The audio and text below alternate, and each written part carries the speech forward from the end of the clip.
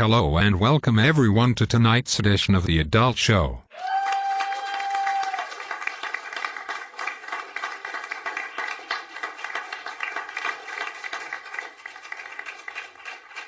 Today we welcome Miss Michaela Weinberg to talk with us about the issue of premarital sex and whether or not it is okay. Well, this is a common question among teens and engaged couples. Perhaps you are in a relationship that is progressing in that direction, but you're not sure what to do. Ethics is a factor for many people when deciding whether or not to have premarital sex. After all, the messages we receive from most TV shows and movies these days tell us everyone is doing it.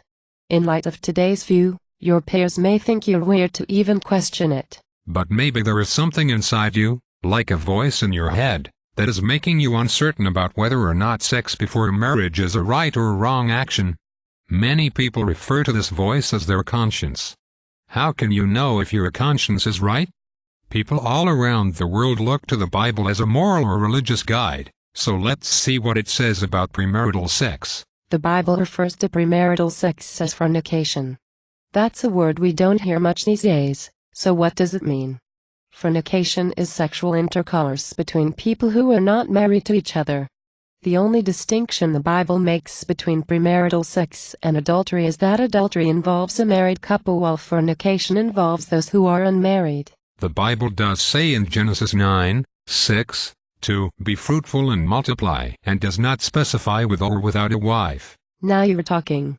But the rabbis seem to take a different view on premarital sex. Really? I would think that the rabbis would think otherwise. Please, enlighten us. Maimonides said in Mishnah Torah in Ilchot Eshet 1:4, whoever has licentious relations with a woman without marriage bonds is lashed by a biblical mandate. Really? Wow.